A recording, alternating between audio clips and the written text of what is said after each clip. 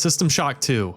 Co-developed by Irrational Games and Looking Glass Studios and released in 1999 for PC, this game would go on to be hailed as one of the greatest immersive sims of all time by many. While I never played the System Shock series prior to the System Shock 1 remake, a lot of my favorite video game series were influenced in particular by System Shock 2. This includes the Metroid Prime series, Dead Space, and of course, BioShock, among others. In fact, the director of this game, Ken Levine, would go on to direct BioShock and BioShock Infinite. So while I never played System Shock 2 prior to this recent remaster by Nightdive Studios, this game has always been held up in the back of my head as this grandiose masterpiece that was lost due to the passage of time, due to there not being a modern version of the game. Okay, well that's not entirely true. Nightdive Studios did re-release the original version of System Shock 2 on Steam back in 2013, around the time of the company's founding. And from what I hear, it's actually a decent way of experiencing the game. But with this remaster being announced years ago around the time I first played the System Shock 1 remake, I decided to wait to experience this cult classic PC title with the expectation being the remaster would be the definitive way to play the game. And after years of waiting, the System Shock 2 remaster finally released on June 26, 2025 thanks to Nightdive Studios. Now the remake of System Shock 1 stands as one of my favorite games of all time, so to say my expectations were high would be an understatement. So does the System Shock 2 25th anniversary remaster live up to the hype, or should this game be jettisoned into the vacuum of space? Let's find out.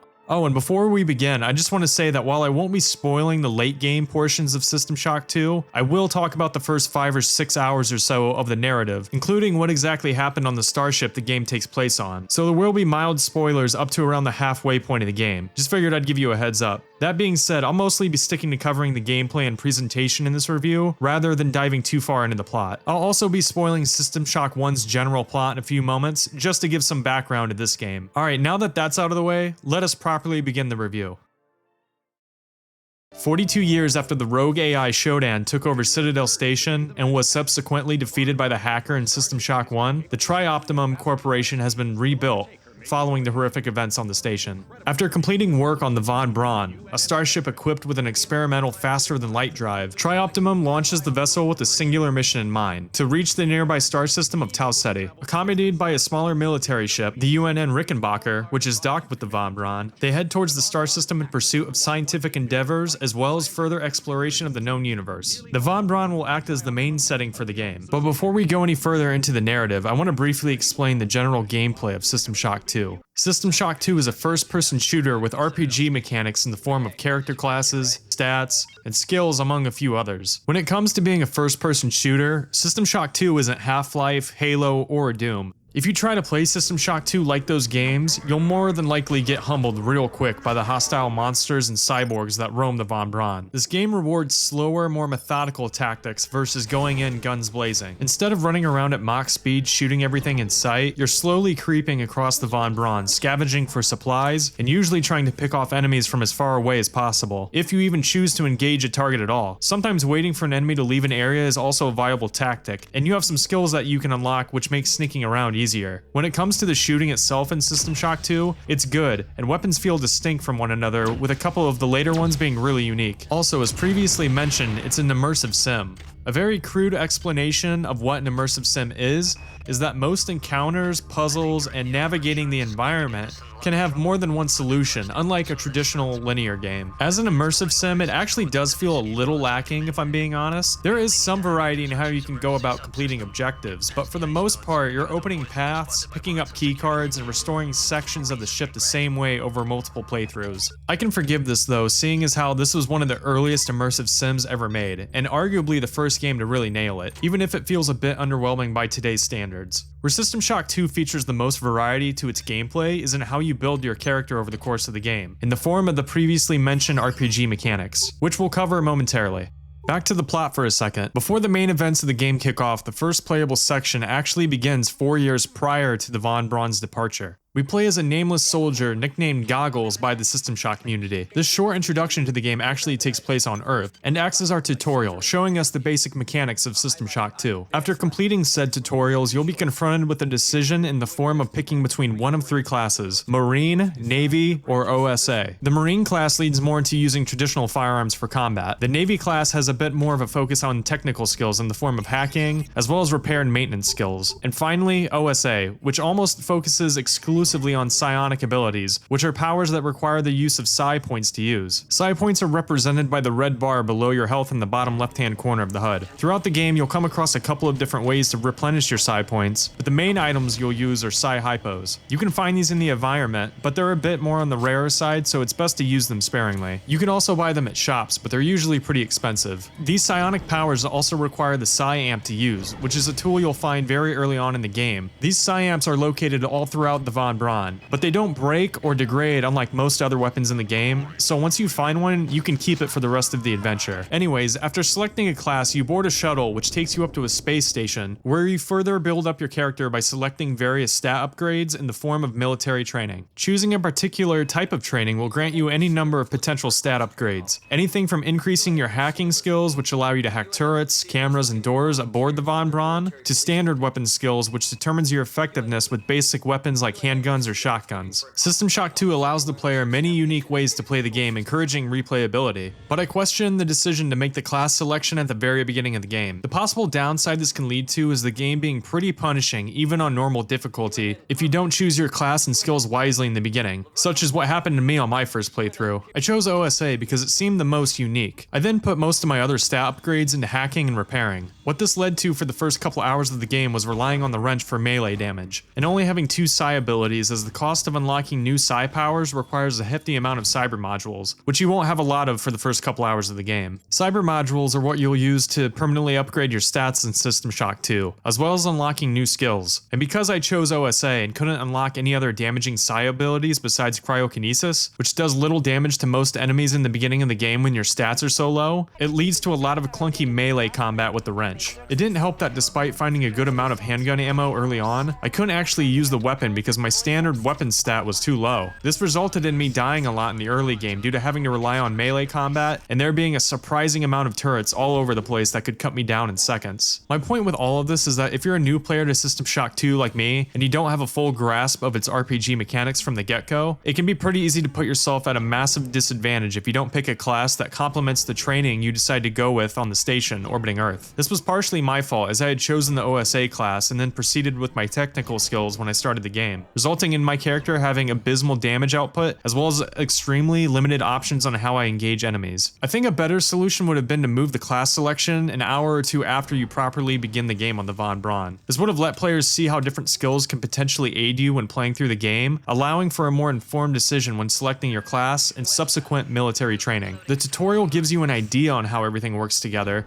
but it's only through experiencing the actual game will you slowly get a grasp on how stats and skills can influence gameplay. However, while I died a fair amount in the beginning, the game actually gives you a ton of cyber modules as you approach the mid-game, meaning that even if you make a crucial mistake like I did, you can eventually get out of it by investing cyber modules into your weaker stats. It'll just take time and a bit of trial and error to get there. The last half of the game is so much easier, not only because of the high amount of cyber modules you receive, but you also find rarer items and ammo at a greater frequency. Don't get me wrong, the game isn't completely broken by this, but I feel like a better balance could have been achieved. So a bit of a rough start, but let's get back to the story for a minute. After completing his training, Goggles boards the Von Braun and enters cryosleep not too long afterwards. 5 months later, the Von Braun along with the Rickenbacker finally arrive at the Tau Ceti star system, where they receive a distress signal originating from the planet Tau Ceti 5. With some of the crew believing that this could be humanity's first contact with extraterrestrial life, a small team is deployed onto the surface of the planet via the Rickenbacker, where they discover a number of mysterious eggs amid an impact crater. While many object to bringing these eggs on board the Von Braun, a small portion of the crew, unable to resist the allure of studying an unknown alien life form, manages to smuggle a handful inside the ship. Roughly 6 months later, our main character wakes up from cryosleep suffering from amnesia, and with the station having gone to hell from the chaos that unfolded not too long after bringing the eggs aboard the ship. Goggles is then quickly contacted by Dr. Polito, a systems analyst that managed to survive the carnage on the Von Braun. Over the course of the game, she'll guide the player and inform you on what needs repaired on the Von Braun in order to make progress. Fulfilling objectives for her will also reward our main character with cyber modules, which will eventually result in the absurd amount you receive by the midpoint of the game, as mentioned earlier. After contacting you, she'll lead you to the medical science sector of the Von Braun. This is where the game truly begins, allowing the player to freely explore the area. System Shock 2's main gameplay loop above all else is exploration, and this game excels at it. The game often rewards you with taking a closer look at the environment in the form of secrets, and sometimes even clues on how to make progress in an area. Almost every area and room in this game feels like it has a history to it. You'll constantly be wondering what happened in some of the more standout areas in this game, and the developers did a really good job adding tons of little details details to the environment. In short, the Von Braun is a captivating vessel to explore, and you'll constantly be searching the individual sectors of the ship, scavenging for ammo, weapons, keys, story-related items,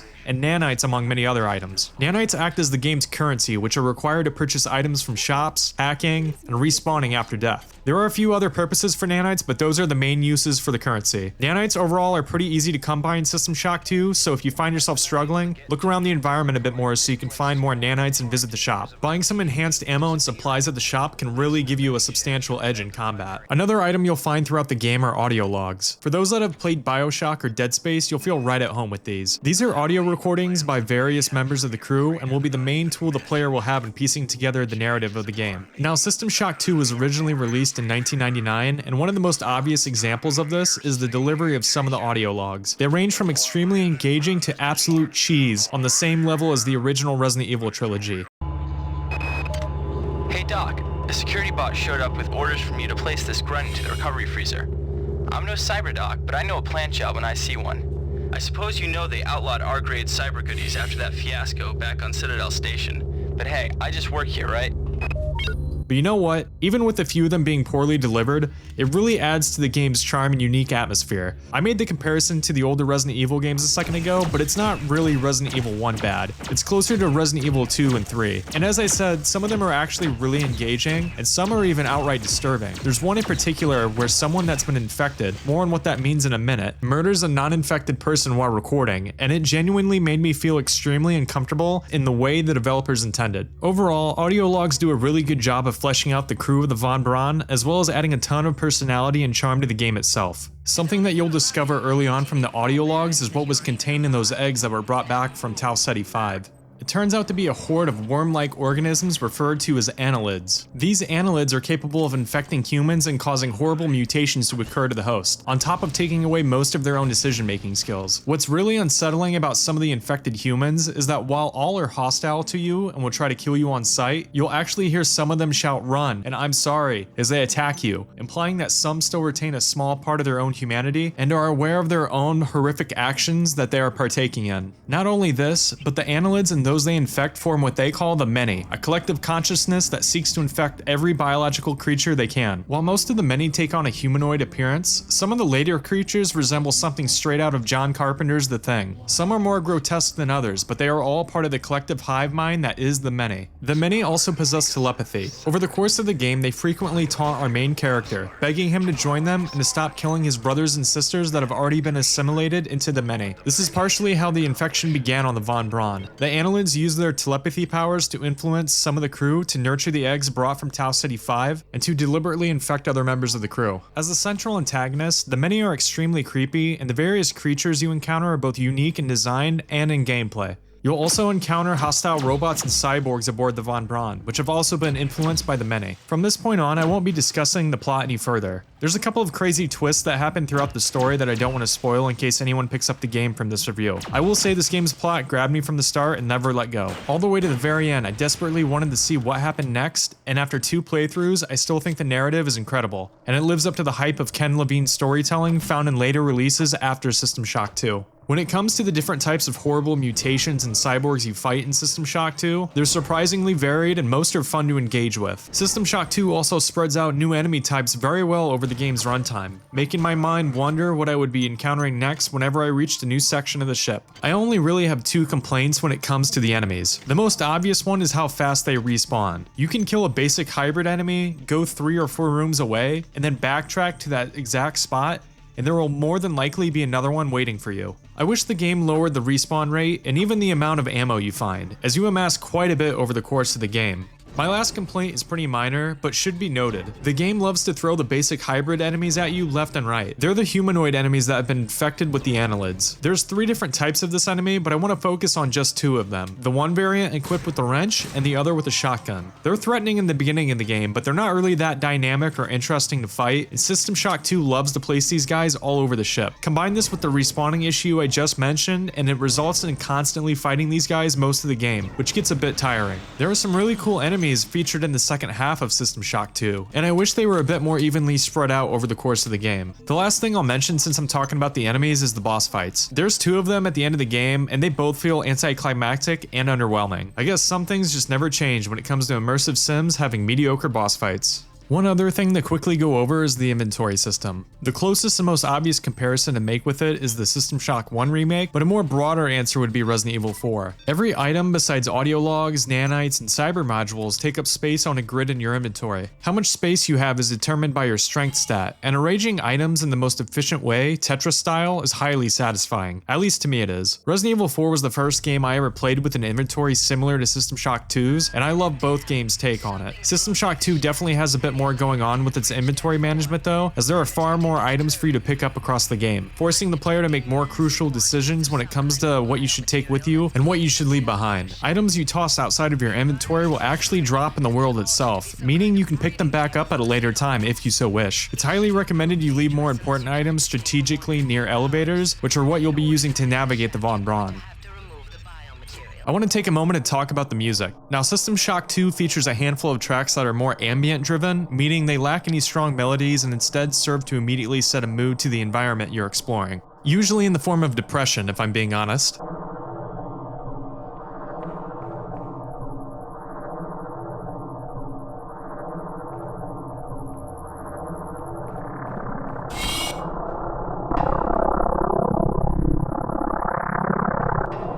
While these are effective at making the player feel insecure and on edge, I have to admit they're not really something I would go out of my way to listen to. So while they do their job, I can't say these types of tracks really interest me too much outside of the main game. However, there's a completely different side to System Shock 2's OST, where one side is ambient driven, the other is more 90s techno driven. And man, when it slaps, it slaps.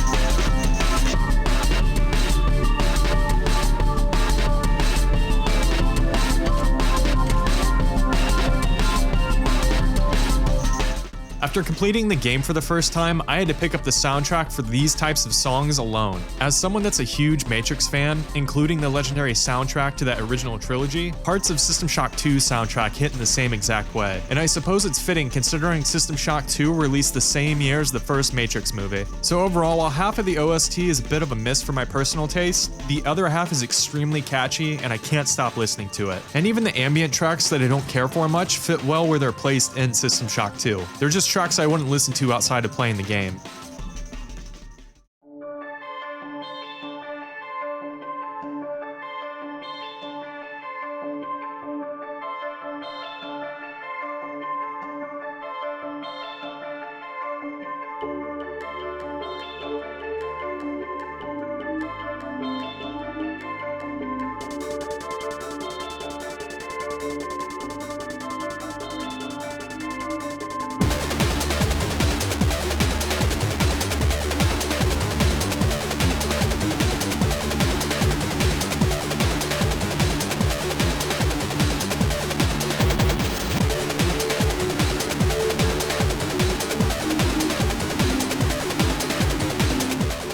So with all that being said, what are my overall thoughts on System Shock 2? Well, I can safely say that even with all of the minor problems I talked about throughout the video, everything in System Shock 2 comes together to create a unique experience that features a type of gameplay that's highly addicting and hard to put down. What's really impressive about System Shock 2 is how despite having a couple of rough spots, it excels so much at everything else that it almost makes you forget about its couple of flaws. And once you've beaten the game and have a better understanding of how everything works, those flaws shrink even more.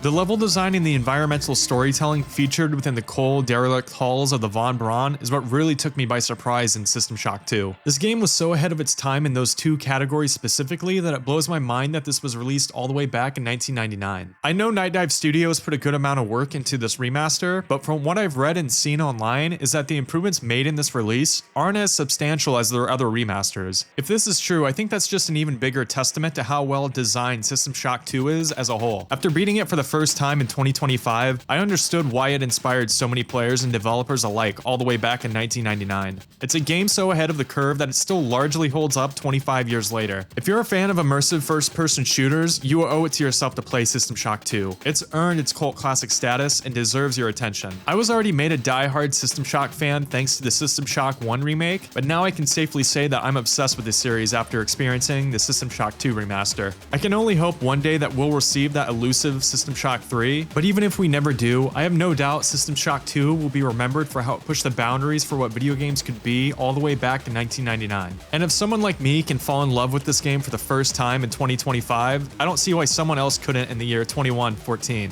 Thanks for watching, insects.